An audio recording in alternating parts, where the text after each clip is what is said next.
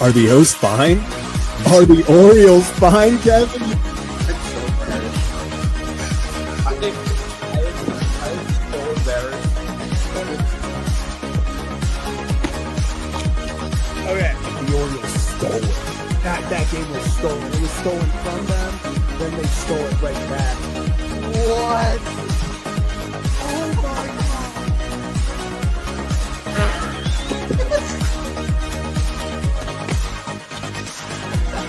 Wait, what's going on? What is happening? What is going? Was it a diving play? He bobbled the play. What is happening? Are they challenging him? No. Other wall. No. Kevin, I don't know what you saw, how much you saw. I've been chugging champagne. Sure, I spilled a lot, but what a game, man. He will be the legendary Birdfish. How about that? Birdfish fans, stand up. We did it. What can I say? What can I say?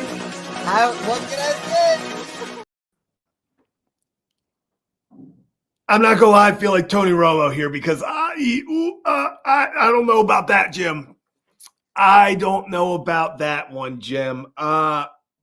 Shane Baz coming to Baltimore. Love it.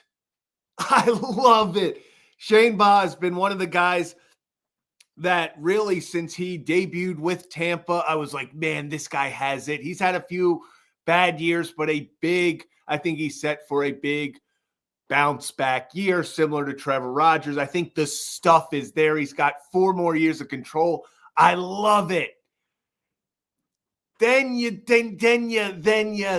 see who they gave up and the trade news as we see.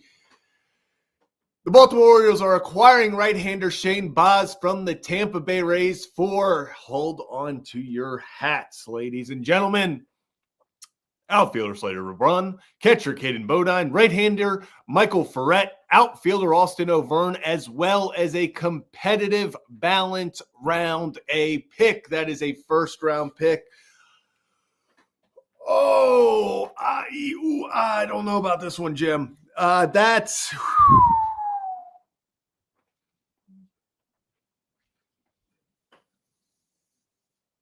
This is, if you go off of MLB Pipeline's rankings, the Orioles gave up their 6th ranked prospect in Slater DeBrun. They gave up their 10th best prospect in Caden Bodine. Both Bodine and DeBrun were taken in the first round.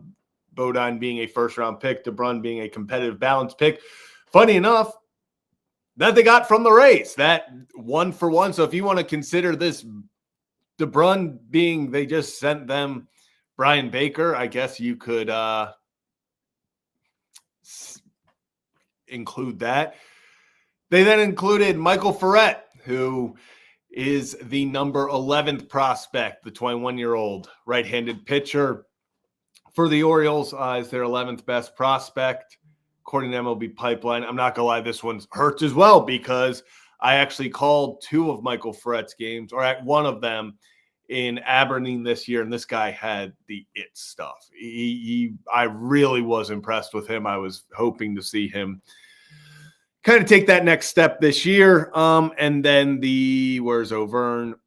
Austin O'Verne is the 30th prospect for the Orioles. So 4 top 30 prospects, 3 top 11 prospects, and a first-round pick.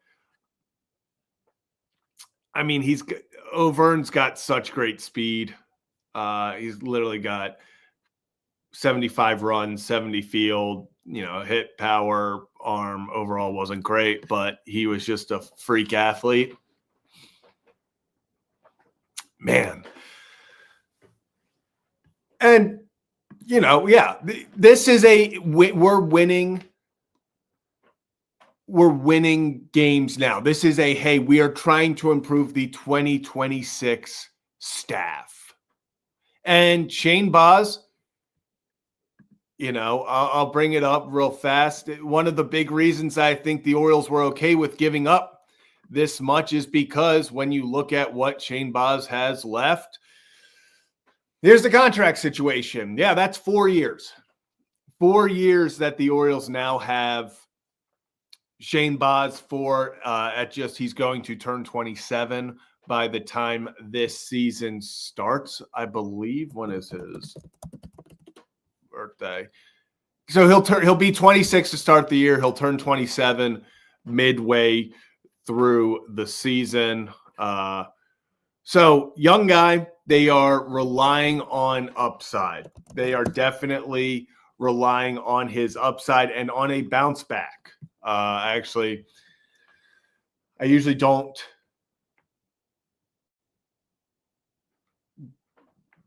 I wouldn't ask Ryan. He's on his honeymoon. If you're new to the channel, hit that like and subscribe button. But he did text me a little bit about Shane Baz. He said he likes Baz's upside a lot. He was nasty when he saw him in 2021. He thinks it's like Rodgers where he needs to refine himself again. But he also said that, hey, the Rays make these trades better than anyone. And I agree. The Rays are really good at these trades and getting value. So you're looking for a bounce back year from Shane Baz, who last year in 31 total starts, 166 innings, had a 4.87 ERA. Now his expected ERA was at a 3.85. His expected batting average was at a 2.32. So the underlying metrics maybe give him a little bit more grace, but he's a guy who hits 97 with his fastball. He's got good stuff there, especially for a starting pitcher. If he can reach that 97, 98, that you love to see that. But you are hoping for, obviously, in only 14 games started. In 2024, he had a 3.06 ERA. Maybe you're hoping for something more like that. He had a 1.06 whip in 2024. This is a guy that they're looking to be a bounce back candidate. And I'll switch and put this back up so people as they join can see. This is a guy that is 1,000%. The Orioles are going off potential, and I'm going to be very frank with all of you. This can't be the starting pitching move. This can't. This simply cannot. If this is the guy that you are sitting there at your number 4, if you go out, you still get a Valdez, you still get a Freddie Peralta, you still get a Ranger Suarez. You get one of those guys, and then your 1 through 3 is insert one of those 3. Then you take, obviously Kyle Bradish, you go Trevor Rogers. Then I think if Shane Baz is your 4, Dean Kramer's your 5, now we're rounding into something. But this can't be the big move, This can't be the guy that you're hoping takes that step. I think he has potential to take the step to be a high-end 3, be a low-end 2 guy. Yeah. And Raymond, I agree. If Baz is the second best pitcher they get this offseason, I'm good with it. Now, I still think they gave up a lot of talent, but as we've said before, you have to give up talent to get talent. I think this is a move that helps now. I think it helps in the future, but it is definitely a move where they are looking to bounce back. And yeah, if you end up with Valdez, Rogers, Bradish, Baz, Kramer, that's a great starting rotation. I just hope that this isn't the move to put Baz in at that 3 spot, hoping he's in the 2 spot. Obviously Trevor Rogers isn't supposed to, isn't expected. I think he's going to be good next year, but it would be kind of dumb to expect him to have a 1.8 ERA again. That was ridiculous. So I think that when it's all said and done, we'll see some more things come out about this. I think the Astros were potentially also in on Baz. It'll be intriguing to see what happens. Povich, bullpen guy now. Steve, appreciate you for tuning in. I think Povich is going to be in that long relief role, but I think you also have guys like Povich. I've talked about this before recently. The Dodgers, who won the World Series, had 17 players start for them last year as a starting pitcher. So you're going to have guys, it's all hands on deck. So I think Povich is still a guy that you're probably going to see with injuries, with guys just having to miss time. You're probably going to see Povich pitching, 5 times, probably, 5 to 10 times potentially starting. But you hope that everyone's healthy. You hope you don't have to go to that. Could Povich also be a part of a trade? 1,000%. I think he could. 1,000%. I think he is a guy that could definitely be a throw-in. Sorry, I'm trying to keep track as well make sure if any more news comes in as we talk. But yeah, I think Povich could definitely be sitting there as a guy that gets traded in a package, but I also think he could be that, fringe guy of when they need a spot start, they need someone to come up and start for a game or two. I think he's in that role. I think he fits that role. They just re-signed Albert Suarez. We'll see what happens there. Is he coming back? Obviously, it's a minor league deal. Does he come back in a bullpen role? Does he come back in Albert Suarez is your emergency guy. If you need someone to go out there and get a spot start, he can do that. We'll see what happens, but I'll be honest, my initial thoughts, let's go just initially knee-jerk reaction, really like Shane Baz. I think he's got talent. I think he has upside. But this is giving up a lot for him. Now, I saw someone say the in-division tax. Yeah, you got to give up. Maybe that's why the competitive balance A pick was given in. And let's be honest, I can look at MLB Pipeline all I want. You can look at Baseball America all you want and go, okay, this was the 6th, 10th, 11th, and 30th best prospects from the Orioles.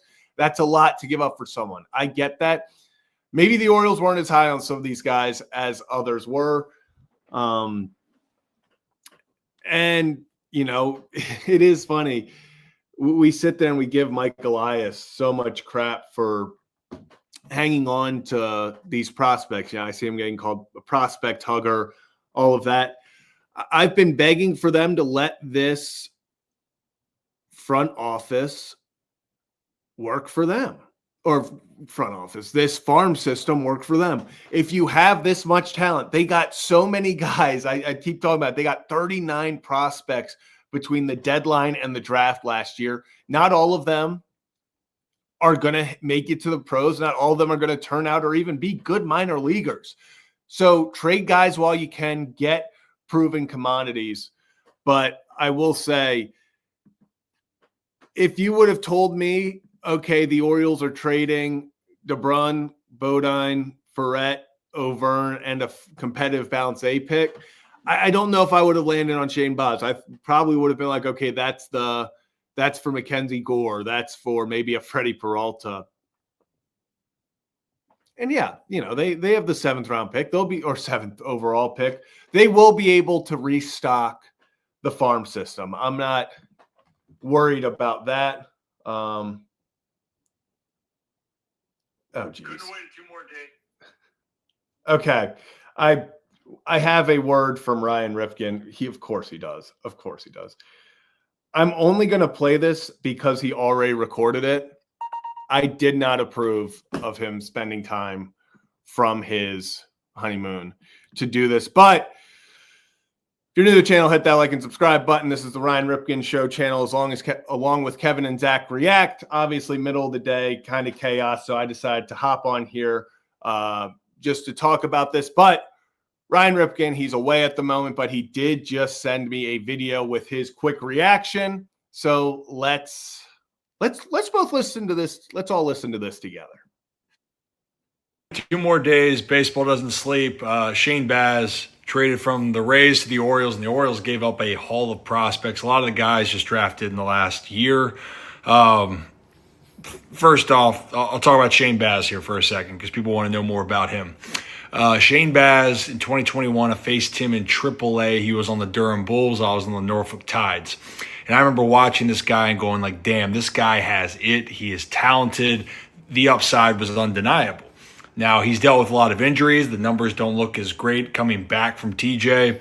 But he's a guy with upside and control. And if he can get back to that form, Baltimore is going to get a stud. Now, that's a lot of ifs, but that's the upside of Shane Baz. Like, the dude has it. Now, on the other side, the Rays are so damn good at identifying talent, and no doubt they identified some great talent, get these prospects. And seeing Slater on that list, like, they loved him coming out of the draft, and the Orioles obviously take him.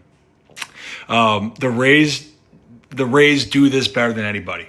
And I'm not going to be surprised if 2 or 3 of those guys turn out to be studs for the Rays moving forward. Helps the Orioles. And are the Orioles done making moves? Nah, I don't think so. I still think they're going to sign one more guy.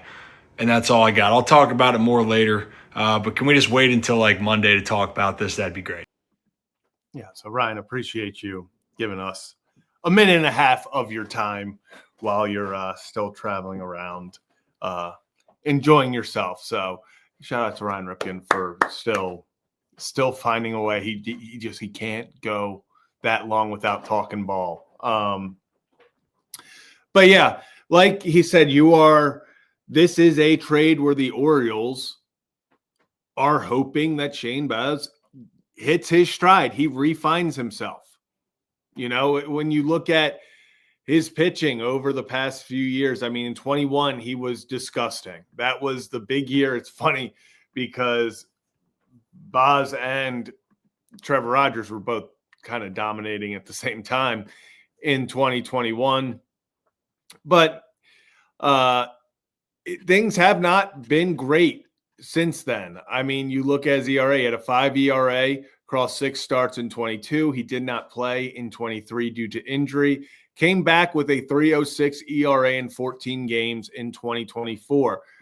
If the Orioles get that Shane Baz, if you get 2024, you want more than 79 innings, obviously. But if you get him to have a 3.6 ERA, 3.06 ERA, if you get a 3.06 ERA with a 1.06 whip from him, if you get that Shane Baz, this trade is worth it, especially as a guy that, like I said, is hopefully your number 4. If he is the guy, and yes, he pitched 31 games last year, but I was trying to use his 2024 numbers. Obviously, he showed that he can have a healthy season. Just would like to see the numbers improve. But I think this is the key. If he is your number 4, I think this is a good move. I think he has that upside of being a guy that can win you ball games. But it's going to be extremely, I want to put this up just so that people can see as people come in, you can see the trade. I think this is a guy they're hoping that over the next 4 years of control that they have for him, from age 26 through 30, that they can get a solid 3.4, 3.5 ERA pitcher out of him. But once again, I will preface this. It's kind of what I said with Charlie Morton last year. And now I'm not saying he's going to be Charlie Morton. But I like the Charlie Morton signing in a vacuum. And I kept saying, this is a good signing if he's the 4. This is a good signing if he's the 4. But in a vacuum, it's good, but he can't be the only move. The issue was that became the only move. Besides, obviously, they brought back Gibby to start the season. That went even worse. If they can still go get a top guy, you still go get a Ranger Suarez. Still go get a Zach Gallen, Framber Valdez, trade for a Freddie Peralta. You still go get one of those guys. I like where this rotation is. In fact, I'll say I love where this rotation is if they get that frontline guy. I think this helps round out a very good rotation. A solid, you have your top end guys, and then 4 and 5, you have, I think Shane Baz can get the job done, high upside guy. And I know a lot of people aren't as high on Dean Kramer. I think Dean Kramer is just a solid guy. If he's your number 5, that's a great thing. But they got to go get that top guy now. They have to go get that top guy, because you can't go out there and the only addition you had to your starting rotation be, okay, we're hoping Shane Baz puts it together again. That's not where I think they're going to find their success in 2026. Now, if you add Valdez, if you add Suarez, then I think we're cooking. Then I genuinely think we're cooking, and I think you've gotten your top-end guys. I think you have a solid rotation. You obviously added a massive bat to the middle of the lineup with Pete Alonso, but you're still that one piece away. You are still that one piece away in that starting rotation before I can sit there and say this offseason was a resounding success. This move does not move the needle for me. I think this moves the needle with another move. I think if you get another top guy, then this move just completes the rotation. But I still think they need a big-time arm that they can give the ball to every 5 days, know he's going to go out there, know he's going to get the job done, know he's going to give you a 3 ERA, a 2.5 ERA, like you see with the Valdezes and the Suarezes. So if you can do that, I think this move completes the rotation very nicely. I think it's something that you can look at and go, okay, 26 years old, 4 years of control. There's this high risk, high reward. There is risk. There is that risk that he maybe has injury. Maybe he is this 4.5 ERA guy, 4.87 ERA guy that he was last year. But you're hoping he finds his stuff. You're hoping he puts it together just like Trevor Rogers did. He gets healthy. And then, let's be honest, if he goes out there and he has a 2.8 ERA, then it's, and obviously that's high expectation, but then we're looking at this differently. Yeah, I've seen this question a lot. We gave up a lot. When you give up Slater DeBrun, Kanan Bodine, Michael Ferret, Austin O'Verne, and a competitive balance round A pick,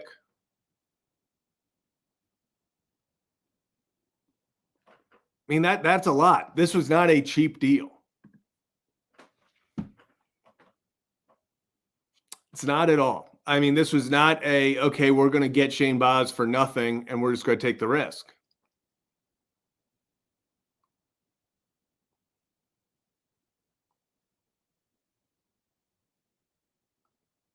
So we'll see. And I see someone saying, thought we were going for it. This is what I'm saying. You have to, and I think this move is going for it. They're taking a risk, but I need to see, for me to feel better about it, I need to see them make a big time move and have Baz be your 4. If Baz is your 4, then that's big time. And we have him for 4 years. So 4 years of team control. I'll put that up as well.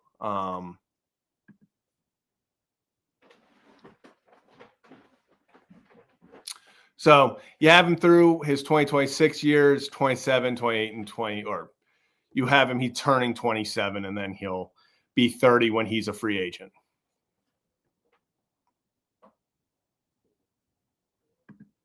Also, real fast, just wanted to appreciate you. 17 months. Yeah, the Chris Archer trade just keeps expanding. Rays are getting a lot out of the Chris Archer trade. And then Wally, appreciate you for becoming a member. If you're new to the channel, hit that like and subscribe button. Ryan Ripken channel and Kevin and Zach React, we are simulcasting just because with Ryan being away, still wanted to give people an opportunity to come to the channel and react to this craziness. We'll probably go for another, 10 minutes or so, but then we will be right back here live at 5. We're going to break it down a little bit more, probably go over some what the media is talking about. I'm sure they'll talk about it on MLB Network, Foul Territory, all of that. So we'll find out what everyone is saying about the move. But this is definitely a move that I think needs another move to make it look good. I mean, hey, I hope I'm wrong about Shane and that he comes out and he returns to that 2021, that 2024 ERA, and he can go out there and dominate. And we look back and we're like, holy crap, what a fleece job by Elias. But at the moment, I think he slots into your number 4. I think he slots in as your number 4. I think he is right now, in my opinion, you have Bradish as your 1, Rogers as your 2. I think there's a hole at number 3. I think you now have your 4, Shane Baz, and you have your 5 with Dean Kramer. But I would love to get a Valdez or a Suarez to fill in there. Yeah, Michael Ferret was a guy that, I mean, I called a few games of his at Aberdeen, and guy's got good stuff. Big strikeout pitcher. He's just very, very fun to watch. I'm not happy about that.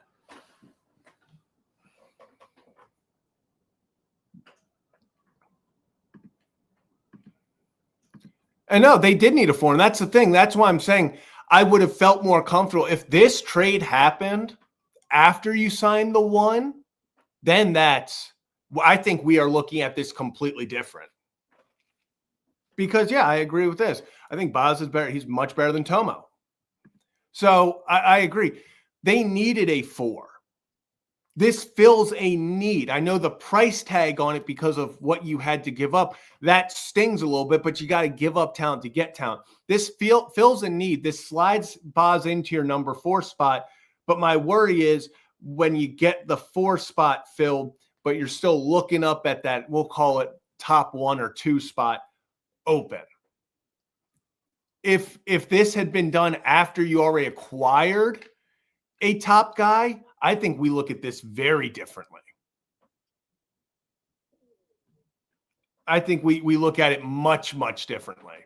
But it's because you got the 4 guy filled out first that now, let's be honest, as Oriole fans, as people who have followed this team, we are prone to being let down. So you look at it and you go, okay, is this the pitching? Is this their big pitching move? You hope it's not. You hope it's not their pitching move. But it's happened before where last year you signed Charlie Morton. I kept saying, I was like, this isn't their last move. You know, Ryan even said in this video, it's like, it's not their last move. I don't think it is. I don't, in my heart, I don't think it is at all. But there's that thing in the back of your head where you're like, okay, if this is the last move, that's not great. You know, you want to fill out that top of the rotation, go get another Bulldog that you can hand the ball to 5 times every 5 days and know you're going to most likely get a win. Shout out to Andy Koska. Shane Baz, 2025 at Steinbrenner Field, which is the spring training facility. 5.9 ERA in 82 1/3 innings, and on the road, a 3.86 ERA in 84. So, yeah, I mean, definitely, I don't think pitching in the heart of summer in Tampa, Florida, in a minor league field, I don't think that helped. So, yeah, these numbers show you that there is way more than just what the numbers are showing you. You know, the official, Shane Baz had a 4.87 ERA last year, was a little inflated because he was playing in a minor league ballpark. That's not ideal for pitchers. So if you get Shane Baz and he gives you a 3.86 ERA over 84 innings, over an entire season, like he did in 84 innings on the road last year,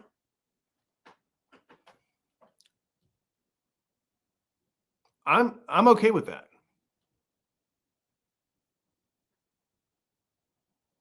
You know, I'm okay with that. It's all going to be up to, though, you know, how the Orioles finish out this offseason.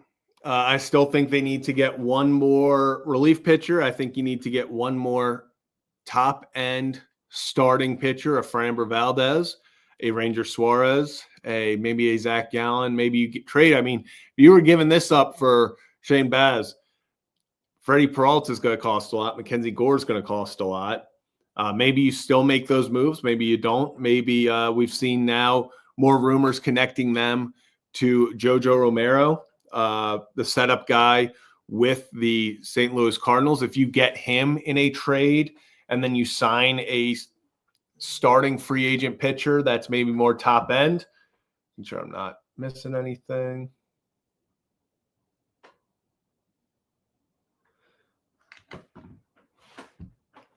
I mean, the Orioles are trying to win on the major league roster. We've been asking them to stop prospect hugging.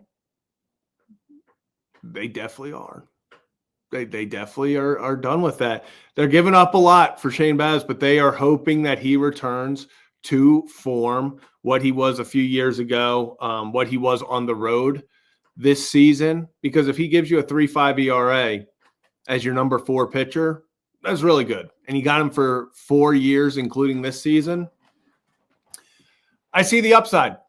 Does it sting a little bit because I was really high on DeBrun, Bodine, Ferret? I mean, O'Verne was just really fast and fun to watch. But it'll be interesting to see how their careers play out. Obviously, Bodine, catching position with Basayo and Rutschman, there's not a need there anytime soon. So he was kind of more just like a luxury pick. And yeah, BT Ram, this is the way to look at it. The major league roster got better today. And that's something I think you can be excited about. The major league roster got better. The starting rotation got better. He slips into your 4 spot, I think. But I do think I do not think this is going to be the last move. I don't think that this is going to be the best pitcher that they acquire this offseason. But I do think that when it's all said and done, this is a piece to the puzzle that will help the 2026 Orioles hopefully compete for an AL East title and beyond. So that's kind of the bottom line. Do I like the trade as the guy? No, but I don't think he's going to be the guy. I think he is a part of the puzzle that they are putting together this offseason. And with that hopefully being the case, with them getting more talent as we speak, you know, maybe it's adding Jojo Romero and another starting pitcher. Maybe it's they sign a reliever and they trade for a starter or sign both. We'll see what happens. But if you're new to the channel, hit that like and subscribe button. We got about 377 people watching over on the Ryan Ripken Show channel. We will be live, or I will be, once again, we will be live at 5 to continue coverage of all of this. This trade, we're going to break down what maybe some of the media is talking about with it, what some maybe former players and such are discussing about the trade. We'll go through more rumors, maybe break down a few more things, but we will be live at 5 today. So join us back here on the Ryan Ripken Show channel. And if you are new to the channel, over on Kevin and Zach React, we go live after every single Orioles game, after every single breaking news that happens for them. So appreciate everyone tuning in. That is going to do it for this quick trade reaction. We will be live at 5 right back here on the Ryan Ripken Show channel. So appreciate all of you. Real fast, do I think Wells? Yeah, I think Wells is going to be in the bullpen, but he could also be a guy that, like I said, Dodgers used 17 starting pitchers last year. You're going to need more than 5. I think he's a spot starter, but also majority of the time he'll be in that long relief role in the bullpen, a guy who can get you 3 innings when needed. But we're going to keep this conversation rolling at 5 o'clock right back here on the Ryan Ripken Show channel. So Thanks for tuning in, and I will see you guys in just a few hours.